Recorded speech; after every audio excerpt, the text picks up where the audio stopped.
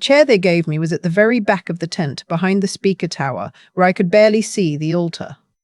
I sat down quietly and smoothed my skirt.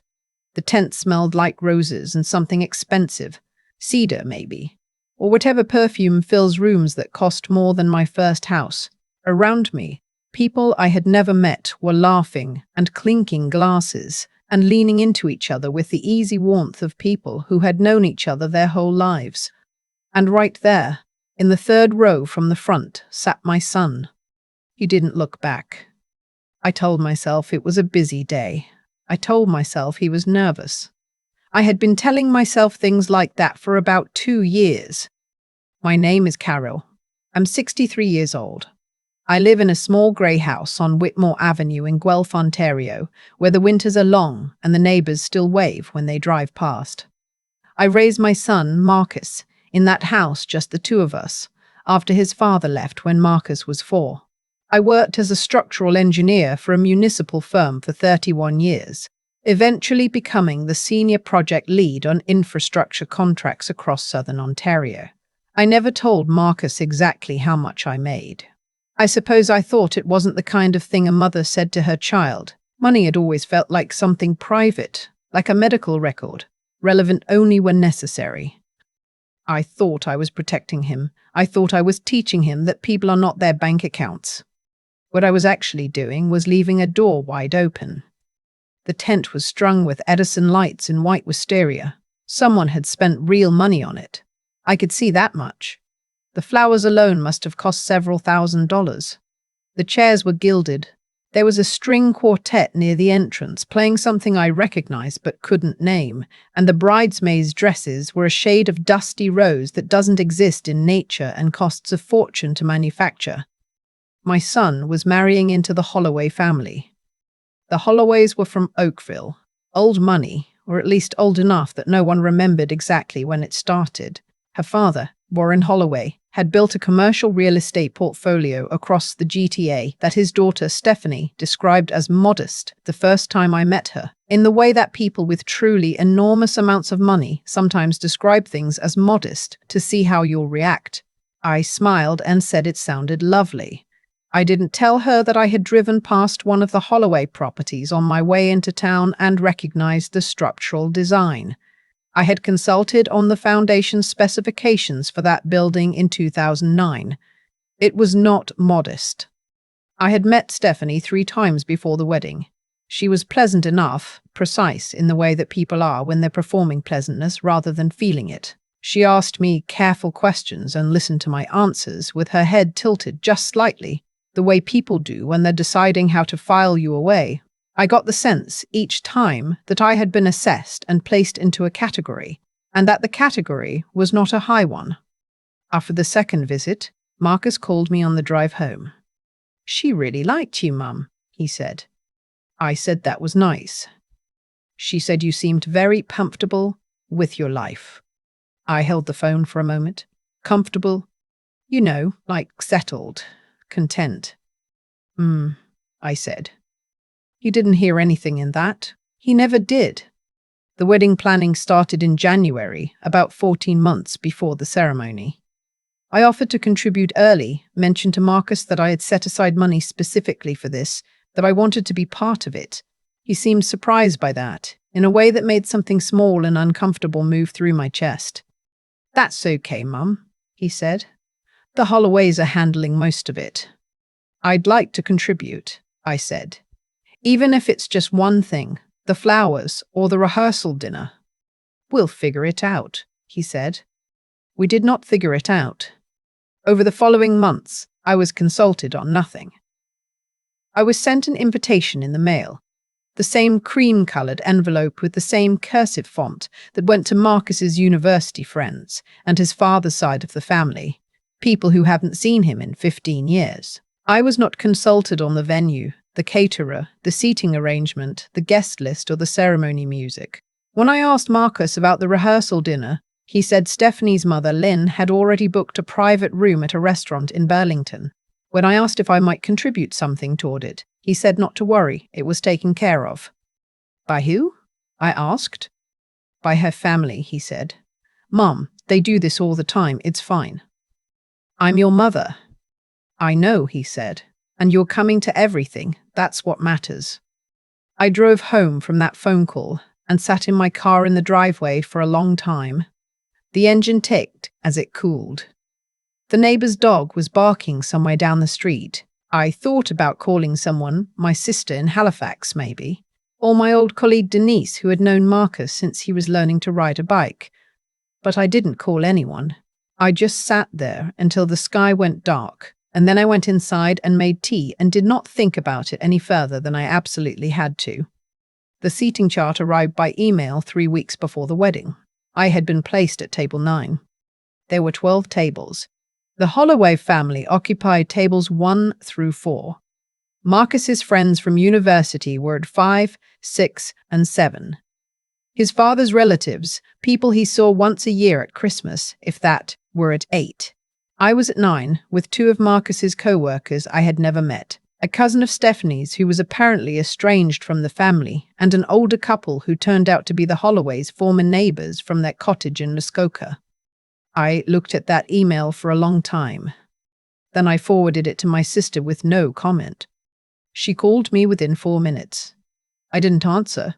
I sent a text that said, "I'm fine, just surprised." She sent back a row of question marks. I turned my phone face down and went to bed. The night before the wedding, I lay awake and thought about all the things I had not said. I thought about the kitchen I had renovated the year Marcus started high school. The one he had said looked like something from a magazine. The one I had done almost entirely myself over 3 long weekends because I didn't want to spend the money on contractors. I thought about the tuition payments I had made without a word for 4 years at Waterloo. I thought about the trip I had taken Marcus on for his 25th birthday. 10 days in Portugal, just the 2 of us, that I had saved for over 18 months without telling him. I thought about all the ways I had tried to love him quietly, without making him feel like he owed me anything. I wondered if that was where I had gone wrong. The ceremony was beautiful, I will say that. Whatever the Holloways had spent, they had spent it well.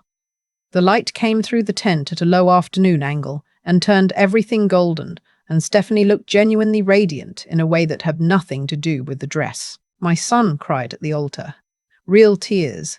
The kind that sneak up on you. He pressed his knuckle to his eye the way he used to do as a little boy, when he was trying not to let me see. I cried too from the back of the tent where no one noticed. The reception was held on the Holloways' property, a 20-acre estate in Puss Lynch that they had owned for 40 years. I did not know they owned it until I turned into the driveway that evening. The grounds were lit with lanterns hung in the trees, and a live band was playing under an open pavilion, and everywhere I looked there were flowers, hydrangea, garden rose, stock, all in cream and pale green, and that dusty rose from the bridesmaids' dresses. I found my table and introduced myself to the people around me. They were perfectly nice. One of the co-workers, a young man named, I want to say Tyler, was warm and asked me genuine questions about Marcus, and seemed to actually listen to the answers. The estranged cousin said almost nothing but laughed quietly at a few of my comments. The Muskoka neighbors were kind. It was fine. It was perfectly fine, in the way that things are fine when you have spent considerable energy deciding that they will be fine no matter what. Then came the speeches. Warren Holloway spoke first. He was a tall man, tanned in the way that people are when they spend summers outdoors rather than in offices, with silver hair and the easy authority of someone who has never once had to raise his voice to be heard in a room. He welcomed everyone, made a joke about the weather that landed warmly, said some gracious things about Marcus that were clearly genuine, and spoke about his daughter with a father's full-hearted pride. It was a good speech. I applauded with everyone else. Then Marcus stood up. He had the microphone in one hand and a glass of champagne in the other, and he was grinning in the particular way that people grin when they're slightly nervous and very happy, and trying not to show either. He thanked the venue, he thanked the band, he thanked the florists and the caterers and the event coordinator by name.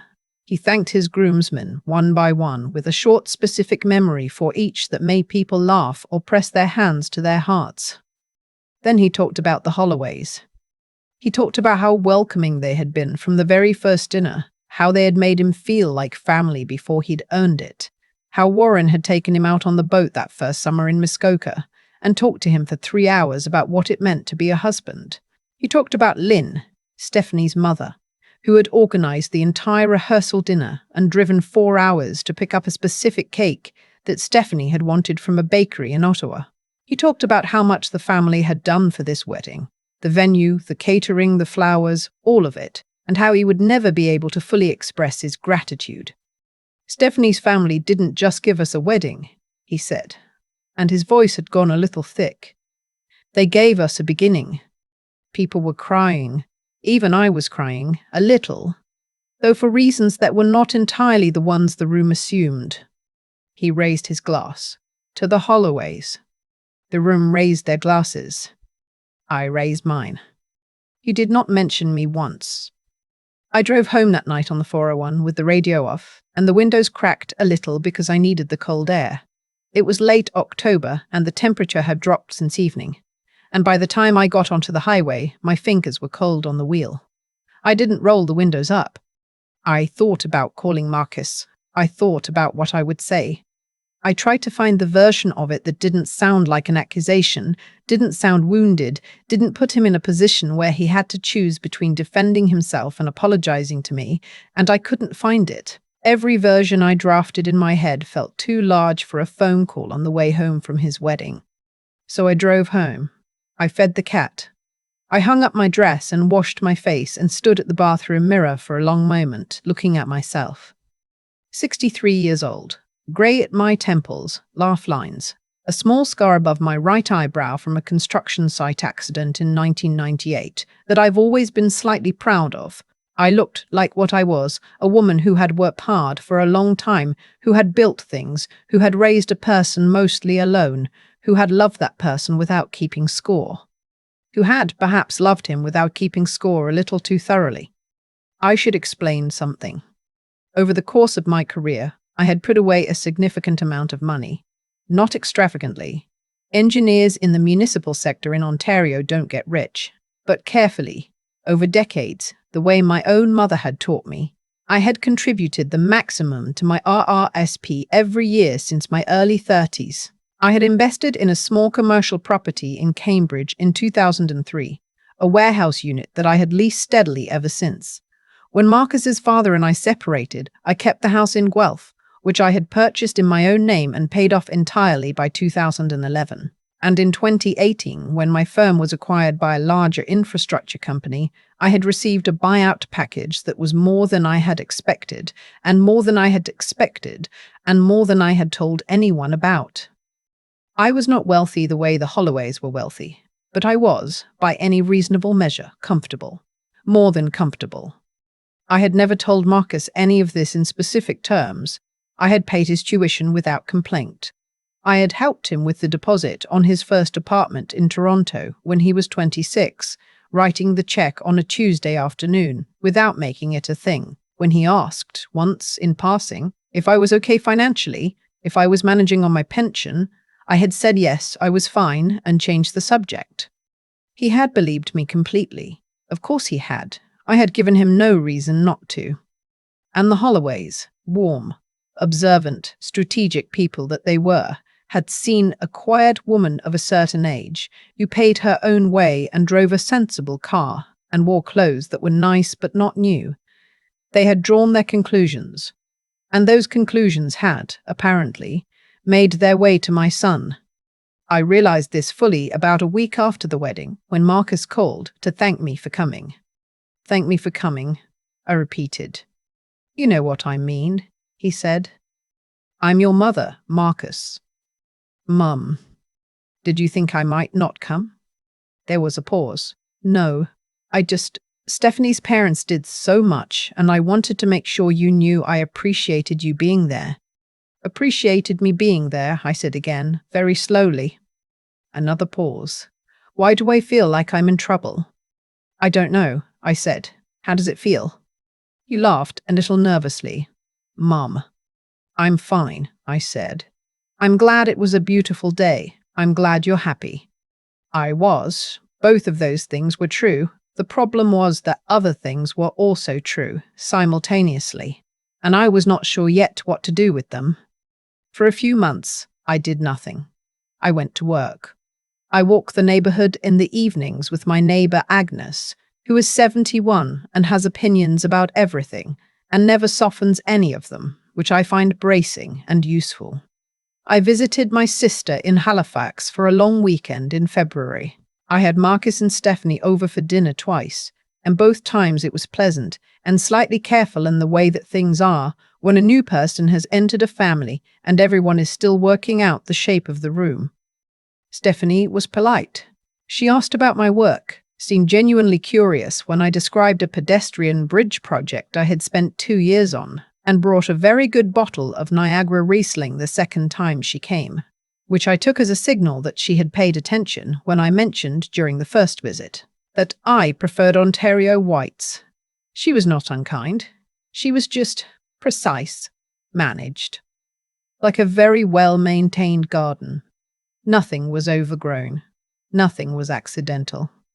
I liked her, I think, more than I trusted her. Warren Holloway called me once in March to invite me to a dinner at their house in Oakville. I went. It was a pleasant evening. 8 people, good food, a long conversation about infrastructure policy that Warren seemed genuinely interested in. He was charming, smart, the kind of man who asks follow-up questions. At the end of the evening, as I was getting my coat, he said quietly that he was glad Marcus had someone looking out for him. "He's lucky to have you," he said, "even if he doesn't always know how to show it." I looked at him for a moment. I couldn't tell if he meant it as a kindness or as an apology delivered at arm's length. I said thank you and drove home on the QEW with the radio playing low and the city lights glittering in the lake. It was sometime in April that I found out what Marcus believed about my finances. I was at the house in Puslinch for a Sunday lunch, one of several that had become a loose monthly ritual. Lynn was in the kitchen when I arrived, and Stephanie was on the back porch, and Marcus was in the living room with Warren watching a Leafs game that neither of them seemed particularly invested in. I went to help Lynn with something in the kitchen, and she handed me a wine glass and said something that she clearly thought was a reassurance. "We're very happy to have Marcus as part of this family," she said, "and we know it's just you and that things are, you know. We want him to feel supported." I set the wine glass down. "What things?" I said. She looked at me with an expression that was kind and uncomfortable in equal measure. "Just financially, that he's not in a position to. We know pensions don't stretch the way they used to." "I'm sorry," I said. "Who told you I was on a pension?" A small pause. I just assumed. "I'm still working," I said. "I'm a senior structural engineer. I have been for 30 years. Another pause. "Oh," she said. "I'm sorry, Marcus mentioned—" What did Marcus mention? She had the grace to look genuinely uncertain. "I may have misunderstood," she said. I picked up the wine glass. "Maybe so," I said. I didn't confront Marcus that day. I thought about it the whole drive home, and for several days after, turning the conversation in my head the way you turn something small and sharp over in your fingers, trying to find the angle that doesn't cut you. The conclusion I kept arriving at was this. My son had, at some point, told his wife's family that his mother was financially modest, either because he believed it, or because it was easier, or because he had simply never thought about it hard enough to know whether it was true. And they had believed him, and in believing him, they had made all their decisions accordingly. I was not angry.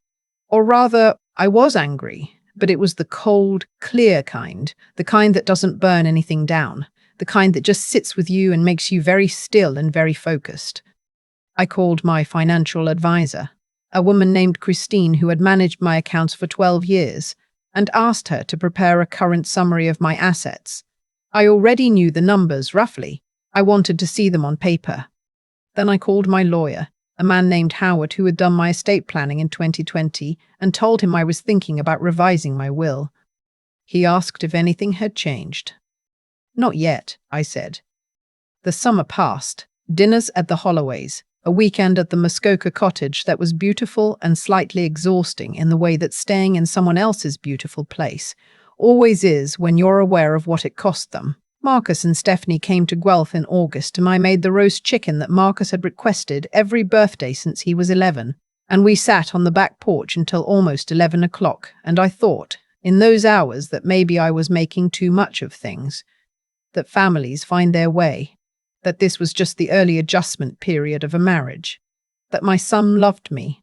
He was just bad at showing it. He had always been bad at showing it. That was just who he was. I wanted that to be true. I want to be honest about that. I wanted it very much. Then, in October, Marcus called me to tell me they were buying a house. It was a detached house in East Hamilton, he said. Good neighborhood, good schools for when the time came. Needed some work, but the bones were right. They had been pre-approved for a mortgage by their bank. Warren was helping with the down payment. That's wonderful, I said.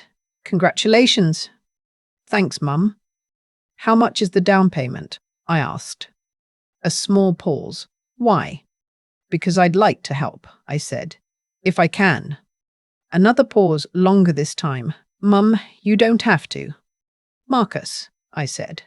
I'm your mother. I have money. I would like to give some of it to you for your first house. Will you let me do that? A silence that lasted long enough that I pulled the phone back and checked that the call was still connected. I didn't know you had, he started. I know you didn't, I said. A long breath. How much are we talking? How much does Warren think he's contributing? Another pause. 80,000. I'll give you 100, I said. He didn't say anything for a moment. Then, Mum. Yes. I didn't know, he said, and his voice had gone quiet in a way that was different from his usual quiet, thicker, a little raw. I genuinely didn't know. I know you didn't, I said again. That's partly my fault.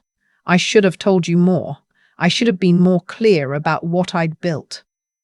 I told Steph's parents. He stopped.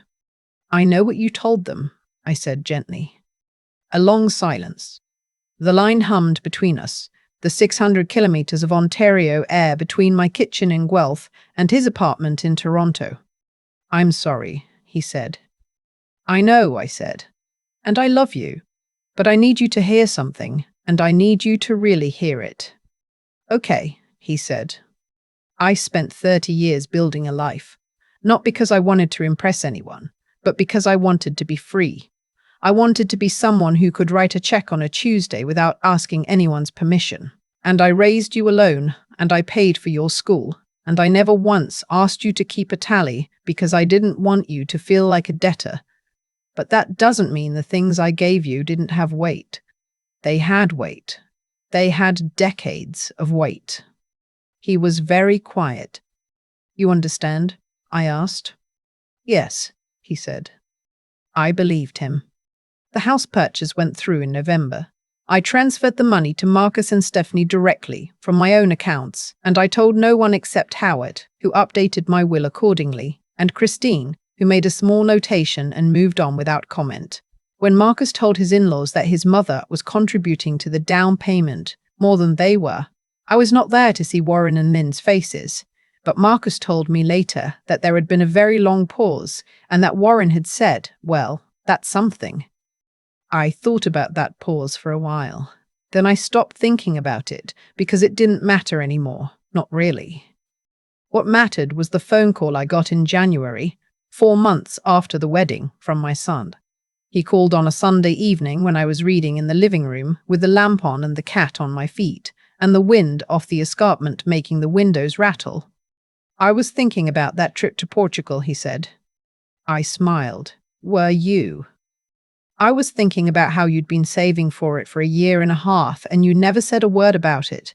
You just showed up with the tickets. I wanted to surprise you, I said. I know. A pause. I've been thinking about a lot of things like that, actually. The tuition, the apartment deposit, the way you never made it a thing. It didn't need to be a thing, I said. It should have been, he said. I should have made it a thing. I should have known. I put my book down on the side table. Outside, the wind pushed against the house and then fell away. You know now, I said. Yeah, he said. I do. We talked for almost 2 hours that night. About his father a little. about what it had been like when it was just the two of us in the house on Whitmore Avenue, with the leaky upstairs window and the backyard that never quite drained properly, and the old wood stove that I'd kept because it worked fine, and I didn't see the need to replace things that worked fine. About the way he used to come home from school and tell me about his day in the most exhaustive possible detail, every conversation, every slight, every small victory, and how I had sat at the kitchen table every afternoon and listened to all of it without ever once checking my watch. "You always had time," he said. "I always made time," I said. "There's a difference." He was quiet for a moment. "I'm going to do better," he said. I said I knew he would. And I meant it. Last spring, Marcus and Stephanie had me over to the new house for the first time. It's a good house, solid construction, good light, a back garden that will be beautiful when someone gets around to tending it. Marcus had already fixed the bathroom tiles himself, which I noted with quiet satisfaction. Stephanie had painted the kitchen a very particular green that I didn't fully understand until I stood in it on a bright morning and felt the way it held the light, and then I understood completely. We had lunch at a folding table in the half-finished dining room because the furniture hadn't arrived yet, and it was one of the nicest meals I have had in years. Stephanie told a story about trying to navigate the Toronto building permit process that was genuinely funny, and that she told well, with good timing and a willingness to make herself the fool of the story, which I hadn't expected. I told a story about a bridge abutment that had given me 6 weeks of grief in 2014, and they both laughed in the right places. It wasn't perfect. Families are not perfect. There are still adjustments being made. I can feel the careful places, the spots where Stephanie chooses words with care, and where Marcus watches me to see how I'm receiving things. But care, I have come to believe, is not the same as distance. Sometimes care is the beginning of something real. After lunch, Marcus walked me out to my car. The street was quiet. Maple trees mostly bare, the first green haze of buds just starting. He stood by the car door for a moment and then hugged me. The real kind. The one that lasts more than a second and a half. "I love you, Mum," he said. "I love you too," I said. "Now go back inside. It's cold." He laughed and went back up the porch steps, and I sat in the car and watched him go in through the door of his house, the house where my money had helped anchor him. And I felt something settle in my chest that had been unsettled for a very long time. I drove home with the radio on. The light was good. That early spring Ontario light that is still thin but already carries a promise. I took the long way back through the countryside, past the fields that were just beginning to colour again. And I drove slowly, and I didn't need the cold air coming through the window.